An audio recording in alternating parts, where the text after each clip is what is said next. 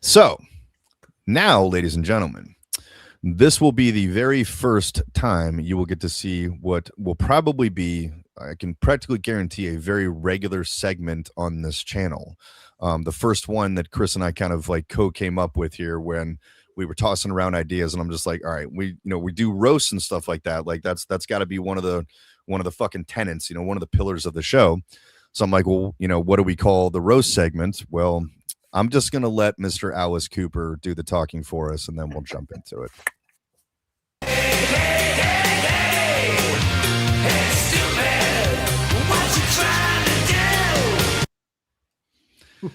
So, hey, stupid. Hey, stupid. Name. What is the name? Like, what is the like what are we? What is the person that we're going to pick on this week, Chris? I'll let you tell them. How about that? Well, we're going to talk about one of Jimbo's favorite people in the whole wide world. How did you guess? The former journalist, which I love that they refer to him as a former journalist, because that absolutely implies that he is no longer a journalist. He's Don, a YouTuber. The I Touch Bartenders in Florida, Lemon. Yes. Your guy. Yes. So for those of you not up on current events, I'm sure almost all of you have heard about this. Dear Donny Boy, excuse me, went and did something kind of stupid. And I mean, if you're like, I guess, it kind of keeps coming back to like the whole Generation X thing where it's like, we knew that if you were going to do something stupid, don't let somebody film it. Like, we all just kind of knew that. The reason that we're all probably A, still alive, and B, not in jail is because that shit didn't exist back then. So I know with my, my formative years and stuff like that, there'd be a lot of things that I would prefer to not be on video, both embarrassing, but some of them I kind of wish were, because like I would love to watch that again and laugh because that shit was hilarious then. It's probably even more funny now. So, Dear Donny Boy saw fit to follow a bunch of, they call themselves protesters, but in my view, this is not protesting, because it would be protesting if they stayed outside of the building that we're going to talk about. If they just stood out there and shouted and hooted and hollered and held their signs, okay, it's fucking annoying and obnoxious, but it's not illegal. It's fine. It's just being an asshole. You're not being a criminal. They saw fit to go into a church a Christian church in the middle of a service and basically shout down like the preacher, the parishioners, the choir, little kids.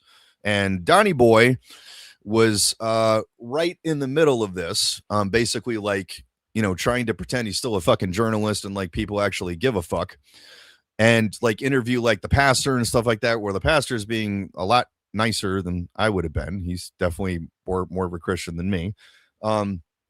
Basically like saying like, we're here to worship, man. Like, this isn't about like politics. Like, we're just here to express our faith. Like, this has nothing to do with what you guys are talking about, man. We're just here praising Jesus. Like what gives? And he does eventually ask Don to leave, and Don just like, okay, like, don't touch me. And if you watch the video, he's not touching him at all. Like, Don's just making shit up at that point.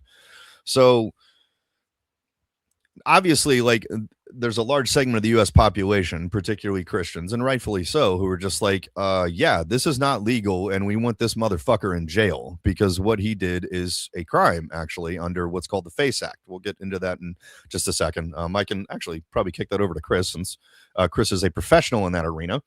But essentially, I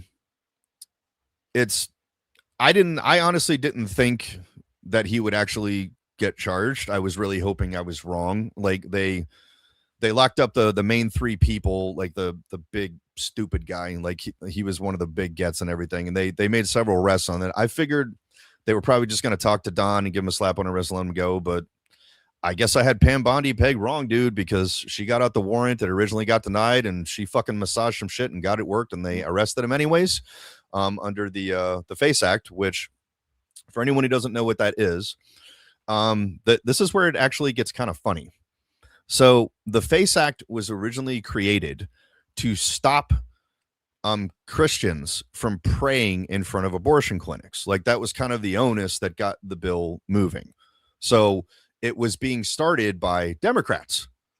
to basically like, you know, we feel that this is like a kind of aggression and everything. Dude, it's a bunch of little old ladies like sitting there fucking praying. Like these are the most harmless damn people on the face of the earth. You don't have to agree with what they're doing, but they are not posing a threat to you. That's utterly ridiculous.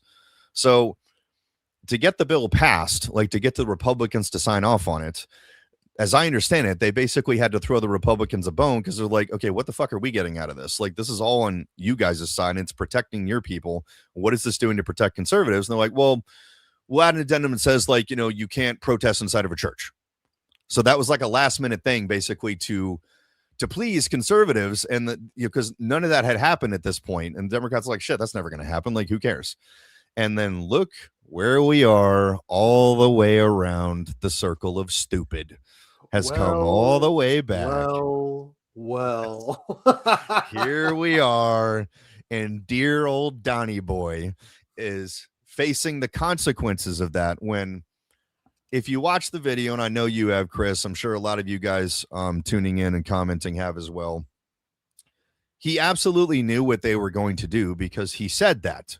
He said it in no uncertain terms, like, I can't tell you what we're going to do, but you know, like we're going over to this thing, and, you know, we're not, you know, we're getting more like kind of in their face kind of protesting because that's how you get your point across and stuff. He knew what they were going to do, which you're the professional here, Chris. I'm not an authority on law enforcement, but would that not make him at least an accomplice or an accessory?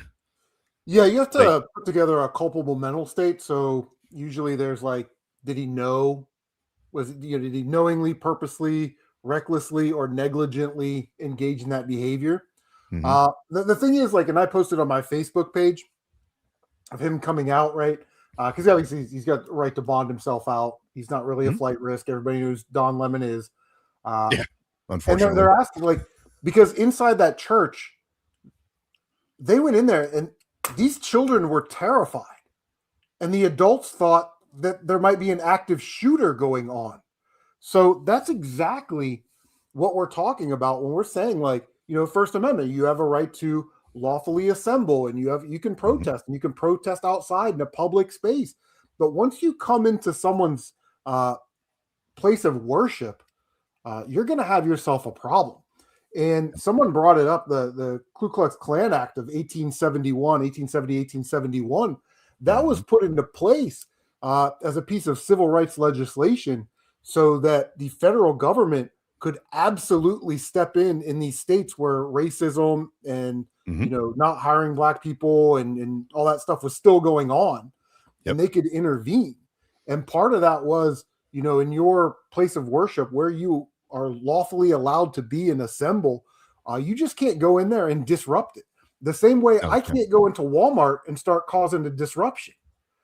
Walmart's a public access area. The public is allowed in there. However, once you're in there, you have to abide by their rules. And if you don't, they ask you to leave. And then you don't leave. And then the cops come and they charge you with trespass, right? Knowingly remaining on the land or premise of another without permission to do so.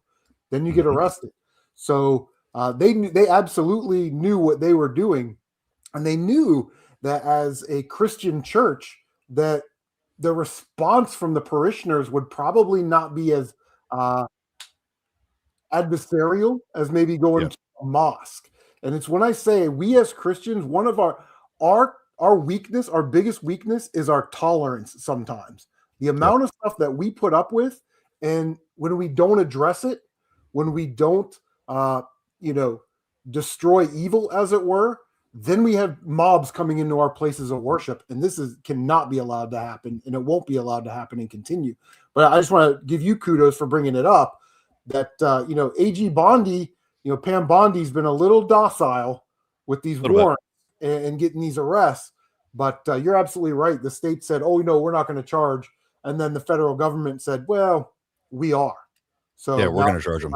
Finds himself in this situation, and I'm very happy about it. It is, and I can't help but at least inject a tiny bit of humor into this, where I think about Don Lemon being in jail, and I'm having trouble seeing that as not giving a guy like him a spa day, for lack of a better word. He's not really averse to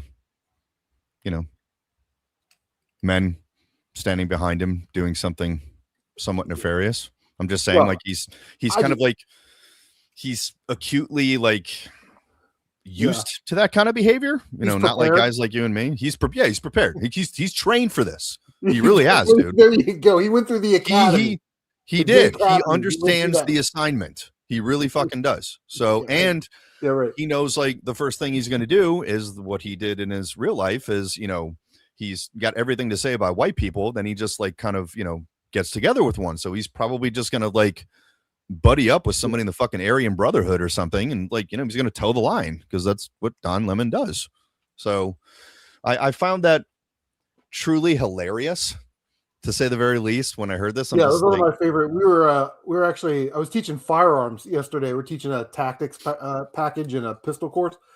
And it came up on my Facebook feed that Don Lemon was arrested. Then like the next thing was that Gwen Waltz has filed for divorce from Tim Waltz. And I was like, yes, their whole house of cards is collapsing.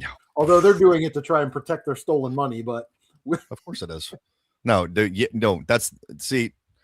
this is how I know you're a good police officer, Chris, because like and maybe in a former life I was one, because that was my first thought too. I was just like, they're doing this to protect money. Like that's the move. Like it really is. Like they're doing this to embezzle essentially, but not get caught. So I completely agree, man. It's like that. I doubted Pam Bondi and I ate my fucking words on that. Like Pam, I salute you. You came in clutch when it fucking mattered. My only criticism is let's keep this momentum going, sweetie. Like, let's keep this fucking train moving. See, because we got a lot more work to do, and there's a lot more people that we need to get warrants on. Yeah, and we're definitely from that generation where it's like, show me. Don't tell me that charges are filed against all these people. Don't tell me how bad they are. Perp walk them in handcuffs and show me. Yes. I want to see a perp walk. I want the satisfaction of that.